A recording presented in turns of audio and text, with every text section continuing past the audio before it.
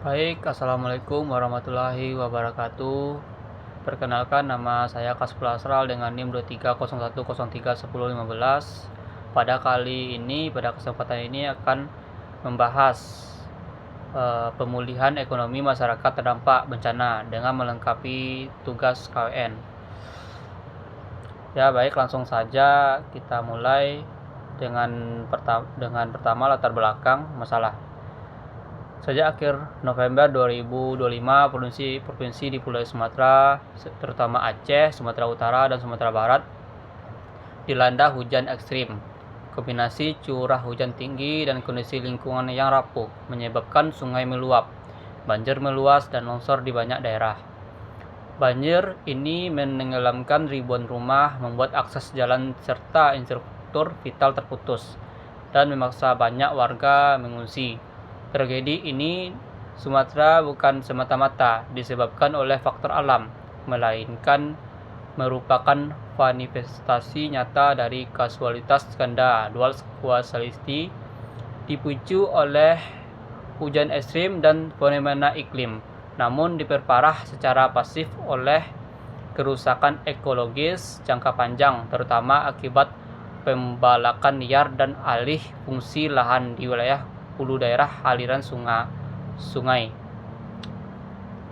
Kegagalan struktural dalam tata kelola lingkungan dan lemahnya sistem mitigasi lokal memperkuat dampak bencana hingga mencapai tingkat yang tidak dapat diantisipasi oleh masyarakat.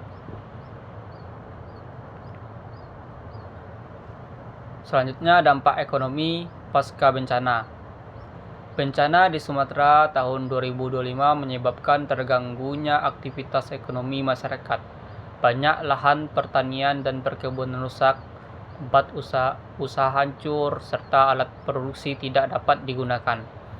Akibatnya, pendapatan masyarakat menurun drastis dan tingkat pengangguran meningkat. Selain itu, terputusnya akses transportasi dan distribusi barang memperlambat pergerakan ekonomi lokal regional sehingga memperparah kondisi ekonomi pasca bencana.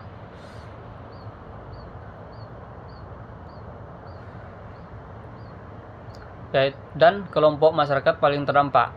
Kelompok masyarakat yang paling terdampak akibat bencana di Sumatera antara lain petani, nelayan, pelaku UMKM, serta pekerja sektor informal. Kelompok ini sangat bergantung pada kondisi alam dan aktivitas harian untuk memperoleh penghasilan. Anak-anak dan perempuan juga menjadi kelompok rentan karena terbatas akses pendidikan dan peluang ekonomi pasca bencana. Tanpa pemulihan yang tepat, kelompok ini berisiko mengalami kemiskinan berkepanjangan. Dan inilah videonya.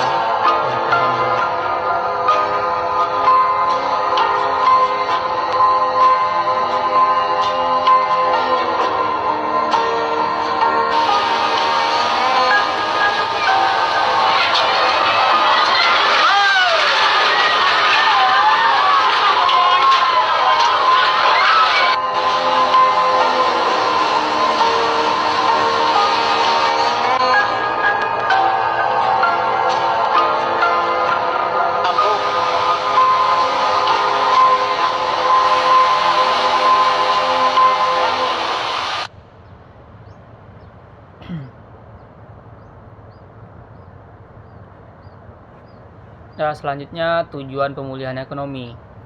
Pemulihan ekonomi pasca bencana bertujuan untuk mengembalikan tergantungan terhadap bantuan serta mendorong kemandirian dan pertahanan ekonomi masyarakat.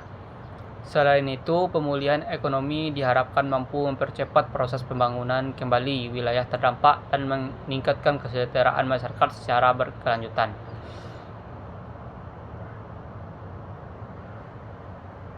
Solusi permasalahan pasca bencana. 1. Strategi pemulihan pekerja masyarakat. Pendataan cepat warga yang kehilangan pekerjaan atau usaha. Pemberian bantuan modal awal dan peralatan kerja. Program padat karya untuk penciptaan penghasilan sementara. pelatihan keterampilan alternatif bagi warga yang tidak bisa kembali ke pekerjaan lama.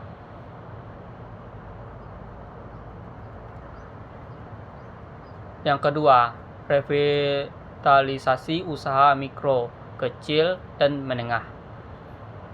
Yang pertama, bantuan dana bergulir dan kredit lunak tanpa anggunan.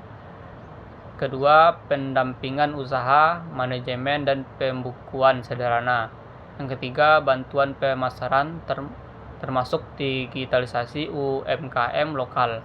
Yang keempat, revitalisasi pasar tradisional dan tempat usaha. Yang ketiga, rehabilitas pertanian pasca bencana. Rehabilitas lahan pertanian yang rusak, penyediaan bibit, pupuk, dan alat pertanian, perbaikan sistem irigasi dan akses distribusi hasil panen, pendampingan teknis pertanian tahan bencana. Yang keempat, penguatan sektor kelautan dan perikanan. Perbaikan atau penggantian kapal dan alat tangkap, bantuan sarana budaya perikanan, akses modal usaha dan asuransi nelayan, perbaikan pelabuhan kecil dan tempat pelelangan ikan. 5. Perbedaannya lembaga ekonomi masyarakat. Pertama, penguatan koperasi, kelompok tani, dan kelompok nelayan, optimalisasi peran BUMDes dan pemulihan ekonomi desa, kerjasama dengan sektor swasta dan program CSR. Yang keenam, sinergi untuk pemulihan berkelanjutan. Yang pertama, kebijakan pemulihan ekonomi yang berpihak pada masyarakat kecil. Yang kedua, pengawasan dan transportasi bantuan. Yang ketiga, partisipasi aktif masyarakat melalui gotong royong.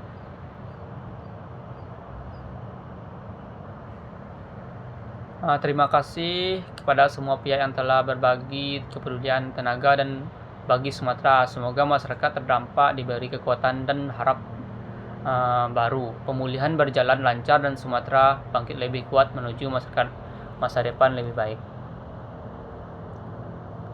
Ya, sekian dari presentasi saya. Apabila ada kekurangan, saya mohon maaf. Saya akhiri dengan wabillahi taufiq wal hidayah. Wassalamualaikum warahmatullahi wabarakatuh.